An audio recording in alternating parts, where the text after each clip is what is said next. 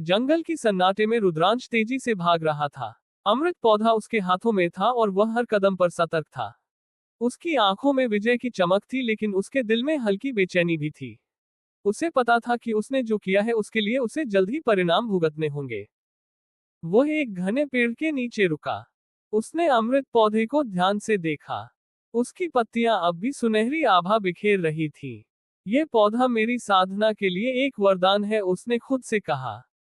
लेकिन मुझे इसे सुरक्षित स्थान पर ले जाना होगा, इससे पहले कि वे मुझे पकड़ने आए। रुद्रांश ने अपनी ऊर्जा को संतुलित किया और अपनी गति बढ़ा दी। उसके कदम उसे जंगल के और गहरे हिस्से में ले जा रहे थे, जहां उसे यकीन था कि वह सुरक्षित रहेगा। दूसरी ओर वे योद्धा जो अब तक ऊर्जा अवरोधक सारणी के कारण जमे हुए थे, धीरे धीरे होश में आने लगे। उनमें से सबसे पहले उनका नेता जागा। उसकी आंखें खुली और उसने तुरंत अपने चारों ओर देखा। उसके चेहरे पर नाराजगी और हैरानी के भाव थे। यह क्या हुआ, उसने गुस्से से कहा। हम सभी जमे हुए थे। ये कैसे संभव है? बाकी योद्धा भी धीरे धीरे अपनी जगह से हिले। सभी के चेहरे पर गुस्सा और असमंजस था। उन्होंने अपने हथियार संभाले और अपने नेता की ओर देखा। अंबर भाई, वह पौधा, वह अमृत पौधा, उनमें से एक ने चिल्लाकर कहा। सभी की नजरें उस स्थान पर गईं जहां अमृत पौधा था, लेकिन अब वहां केवल खाली जमीन थी। सुनहरी आभा गायब हो चुकी थी और पौधे का कोई नामो निशान नहीं था। यह असंभव है, अंबर ने गुस्से से दहाड़ लगाई। पौधा कहाँ गया? एक अन्य योद्धा ने आसपास की जमीन को देखा और कहा, यहाँ पर किसी के पैरों के निशान है। कोई इसे चुरा ले गया है। कौन कौन इतनी हिम्मत की मेरी चीजों को चुराने की कोशिश कर रहा है? अंबर की आंखों में आग लाते हुए गरज कर कहा। अमृत पौधे की चोरी करना हमारी शक्ति को चुनौती देने के बराबर है। नेता ने अपने योद्धाओं को आदेश दिया, सब अपनी अपनी जगह संभालो। हमें उस चोर का पता लगाना होगा। वह ज्यादा दूर नहीं गया होगा। सभी योद्धा तुरंत सतर्क हो गए। उन्होंने आसपास की जांच शुरू की। पैरों के निशानों को देखते हुए वे जल्दी ही इस निष्कर्ष पर पहुंचे कि चोर उसी जंगल के गहरे हिस्से में भागा है। रुद्रांश, जो अब जंगल के दूसरे छोर पर पहुंच चुका था, उसने एक सुरक्षित जगह खोज ली। वह एक विशाल चट्टान के नीचे छिप गया। उसने अमृत पौधे को ध्यान से देखा और उसकी पत्तियों से निकली रोशनी को महसूस किया। अब मुझे इसे अपने लिए उपयोग करना होगा, उसने खुद से कहा। यह मेरी शक्ति को कई गुना बढ़ा सकता है, लेकिन मुझे सावधान रहना होगा। वे जल्द ही मेरे पीछे आएंगे। रुद्रांश ने अपनी साधना मुद्रा में बैठकर अमृत पौधे को अपने सामने रखा। उसने अपनी ऊर्जा को केंद्रित किया और धीरे धीरे पौधे की शक्ति को अवशोषित करने की प्रक्रिया शुरू की। जैसे ही उसने पौधे की पहली पत्ती को छुआ, एक गर्माहट उसके शरीर में फैलने लगी। उसकी आत्मा में ऊर्जा का संचार तेज हो गया। लेकिन तभी उसकी अंतरात्मा ने उसे चेतावनी दी। सावधान रहो रुद्रांश, मानो एक गूंजती हुई आवाज ने उसे कहा। फिर रुद्रांश ने मन ही मन सोचा, अमृत पौधा शक्तिशाली है, लेकिन इसे उपयोग करने के लिए मुझे पूरी तरह तैयार होना होगा। अगर मैं जल्दबाजी करूंगा तो इसका उल्टा असर भी हो सकता है। रुद्रांश ने गहरी सांस ली और अपनी ऊर्जा को और अधिक संतुलित किया। उसने धीरे धीरे पौधे की शक्ति को अवशोषित करना शुरू किया। इस बीच वे योद्धा रुद्रांश के निशानों का पीछा कर रहे थे। उनका गुस्सा हर कदम के साथ बढ़ता जा रहा था। उस चोर ने हमारी सारी मेहनत पर पानी फेर दिया, एक योद्धा ने गुस्से से कहा। हमने इस पौधे को पाने के लिए कितने संघर्ष किए थे। उनके नेता ने अपनी तलवार को कसकर पकड़ा और कहा, वह जो कोई भी है उसकी यह आखिरी भूल होगी। अमृत पौधे की चोरी का दंड केवल मृत्यु है। उन्होंने जंगल के हर कोने की जांच शुरू कर दी। उनके पास कुछ विशेष उपकरण थे जो किसी भी व्यक्ति की ऊर्जा का पता लगा सकते थे। उन्हीं उपकरणों की मदद से उन्होंने रुद्रांश की उपस्थिति का पता लगाया। वह ज्यादा दूर नहीं है, नेता ने कहा। हम उसे जल्द ही पकड़ लेंगे। तैयार रहो। रुद्रांश, जो अब अपनी साधना में लीन था, ने अचानक एक अजीब सी हलचल महसूस की। उसे महसूस हुआ कि कोई उसकी ओर आ रहा है। उसने अपनी आंखें खोली और अपने चारों ओर देखा। वे आ रहे हैं, उसने खुद से कहा। मुझे जल्दी करनी होगी। लेकिन अब बहुत देर हो चुकी थी। जंगल में अचानक एक जोरदार आवाज गूंजी। रुद्रांश ने देखा कि 10 योद्धा उसकी ओर बढ़ रहे थे। उनके चेहरे पर गुस्सा साफ झलक रहा था। तो तुम हो वह चोर? नेता ने गुस्से से कहा। तुम्हें लगता है कि तुम अमृत पौधे को चुराकर बच जाओगे? रुद्रांश ने खड़े होकर अपनी तलवार संभाली। अरे भाई, तुम कहना क्या चाहते हो? मेरी तो कुछ समझ में ही नहीं आ रहा है, रुद्रांश ने अनजान बनते हुए कहा। अंबर रुद्रांश की बात सुनकर गुस्से से आग बबूला हो गया।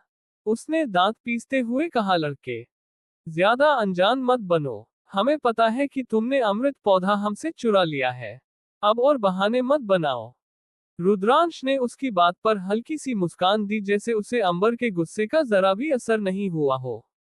उसने शांत लेकिन दृढ़ स्वर में कहा, ओह, तो तुम सब यहाँ उस पौधे के लिए आए हो? देखो भाई, ये बात तो तुम भी जानते हो कि हम सभी यहाँ इन खजानों की तलाश में आए हैं। लेकिन इस पौधे पर तुम्हारा नाम तो लिखा नहीं है ना? इसका मतलब यह है कि यह कभी भी तुम्हारे कब्जे में नहीं था। तो फिर ये तुम्हारा कैसे हुआ? वह थोड़ा रुककर अंबर को घूरते हुए मजाकिया अंदाज में लेकिन आत्मविश्वास से भरी आवाज में बोला, अगर यह पौधा मेरे पास है तो यह मेरी काबिलियत है, और इसे किसी से छीनने की ताकत किसी में नहीं है। मैं इसे किसी को नहीं दूंगा, समझे? उसकी बातों ने अंबर के क्रोध को और बढ़ा दिया। वह अपनी तलवार निकालने ही वाला था, लेकिन रुद्रांश ने उसकी हरकतों को पहले ही भांप लिया था।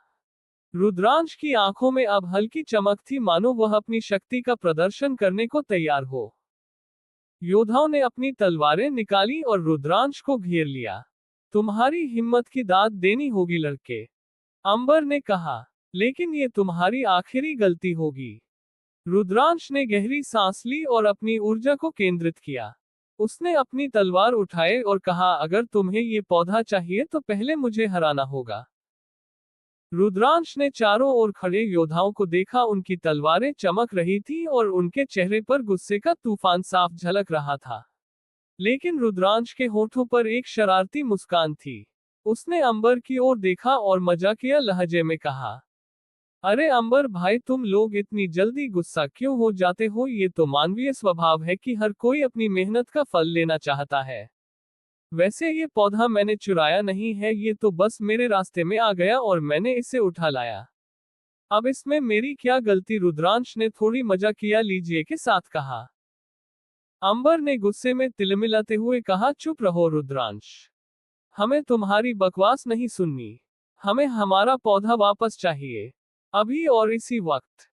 रुद्रांश ने अपनी तलवार घुमाते हुए मुस्कान के साथ जवाब दिया, ठीक है भाई, लेकिन पहले मेरी एक बात सुन लो। ये पौधा मेरी मेहनत का फल है। तुम्हें अगर इसे चाहिए तो पहले मुझे हराना पड़ेगा। लेकिन ध्यान रखना, मैं लड़ाई में जरा अलग तरीका अपनाता हूँ। रुद्रांश ने अपनी तलवार को जमीन पर टेका और अपने चेहरे पर मासूमियत का नकाब ओढ़ते हुए कहा, लेकिन लड़ाई से पहले मैं तुम्हें एक कहानी सुनाना चाहता हूँ। अंबर ने चौंक कर पूछा, कहानी इस वक्त? रुद्रांश ने सिर हिलाते हुए कहा, हाँ हाँ, कहानी सुनो तो सही। ये कहानी एक योद्धा की है जिसने अपने दुश्मनों को बिना लड़ाई के हराया। योद्धाओं ने असमंजस में एक दूसरे को देखा। अंबर ने तलवार नीचे करते हुए कहा, ठीक है सुनाओ, लेकिन जल्दी करो। रुद्रांश ने कहना शुरू किया, तो एक बार की बात है, एक योद्धा जंगल में एक अमृत पौधा ढूंढने निकला। लेकिन उसके सामने कई दुश्मन खड़े हो गए। उसने उन सबको कहा कि वह उन्हें एक रहस्य बताना चाहता है। जैसे ही वे सभी उसके करीब आए, अंबर ने उत्सुकता से पूछा, फिर क्या हुआ? रुद्रांश ने मुस्कुराते हुए कहा, जैसे ही वे उसके करीब आए वह अपनी पूरी ताकत से भाग खड़ा हुआ। ये कहते ही रुद्रांश ने जमीन से मिट्टी उठाए और उसे अंबर और उसके योद्धाओं की ओर फेंक दिया। मिट्टी की धूल हवा में फैली और अंबर और उसके साथी अपनी आंखें बचाते हुए चिल्ला उठे, रुको, अबे रुक, उहू उहू। रुद्रांश ने पीछे मुड़कर उनकी हालत देखी तो उसके चेहरे पर शरारती मुस्कान फैल गई। वह जोर जोर से हंसने खुद को रोक नहीं पाया। हा हा हा, क्या हाल बना लिया है तुमने अंबर। अंबर और उसके साथियों के चेहरे और कपड़े मिट्टी से सने हुए थे, मानो वे भिखारी बन गए हो। उनकी हालत देखकर रुद्रांश को और भी हंसी आ गई। अंबर जो पहले से ही गुस्से में था और भी तिलमिला गया। उसने दांत पीसते हुए कहा, सुन ले, जो भी है तू, अगर मेरे हाथ लग गया तो तुझे ऐसी सजा दूंगा कि तेरे होश ठिकाने आ जाएंगे, समझा। इतना कहकर वह और उसके साथी रुद्रांश को पकड़ने के लिए फिर से दौड़ पड़े। रुद्रांश ने बिना समय गंवाए जंगल के गहरे हिस्से की ओर दौड़ लगाई। उसके चेहरे पर जीत की चमक थी, जैसे उसने एक बड़ी बाजी मार ली हो। लेकिन उसके भीतर कहीं न कहीं ये भी एहसास था कि यह जीत ज्यादा देर तक टिकने वाली नहीं है। जंगल का घना अंधकार और रहस्यमय सन्नाटा उसके इर्द गिर्द फैल गया था। पेड़ों के झुके हुए तनों और झाड़ियों को पार करते हुए रुद्रांश ने अपनी रफ्तार धीमी की और एक पल के लिए सांस ली। उसने अपनी धड़कनों को शांत करने की कोशिश की। उसके होठों पर हल्की मुस्कान थी। अंबर, मुझे पकड़ने की कोशिश तो कर, लेकिन ये जंगल तेरे बस की बात नहीं, उसने खुद से कहा। लेकिन वह ये भी जानता था कि अंबर और उसके योद्धा इतनी आसानी से हार मानने वाले नहीं थे। ये जंगल सिर्फ रुद्रांश के लिए नहीं बल्कि उन सभी के लिए एक युद्धभूमि बनने वाला था। अंबर के कदमों की आहट और उसके चिल्लाने की गूंज अब भी रुद्रांश के कानों में आ रही थी। उसने आसमान की ओर देखा, जहां चांद बादलों के बीच से झांक रहा था। ये रात बहुत लंबी होने वाली है, रुद्रांश ने बुदबुदाते हुए कहा और जंगल के और गहरे हिस्से में गायब हो गया। दूसरी ओर अंबर अपनी हार को पचा नहीं पा रहा था। उसने अपने साथियों को इशारा किया, तेज दौड़ो। वह ज्यादा दूर नहीं गया होगा। इस जंगल में इसे घेरना मुश्किल नहीं होगा।